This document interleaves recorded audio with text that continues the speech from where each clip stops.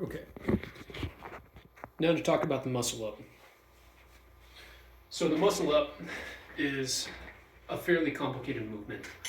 A lot of people think about the muscle up as a more complicated pull up, but what it really is a full upper body power focused functional movement. And I think muscle ups are important for a couple of reasons.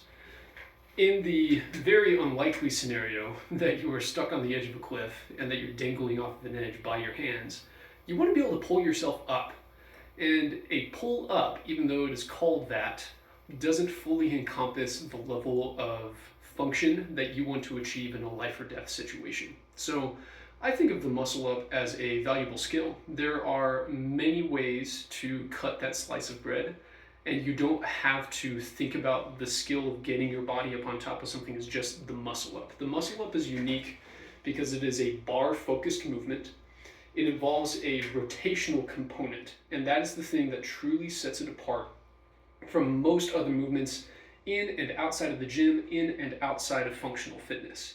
Because the primary difficulty in the muscle up is the limitations in internal rotation strength and the likelihood for excessive rotator cuff strain and potential shoulder impingement. Because you're going around a bar, you have to move your center of mass, which is centered in your hips, from below the bar and underneath it to just outside of the bar and then up and over the bar over the course of the muscle up.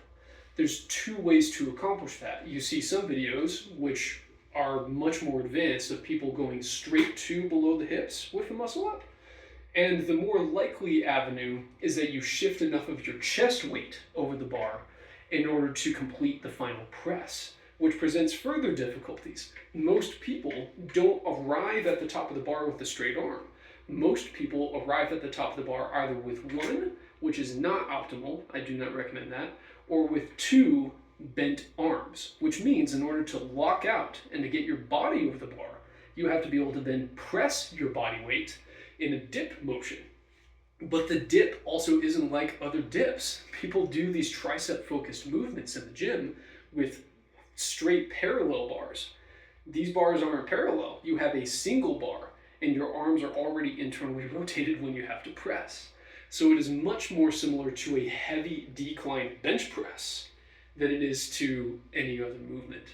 So in order to conquer the muscle up, you need to have enough power in order to move your body weight, not just out and away from the bar, but then pull your body weight over the bar.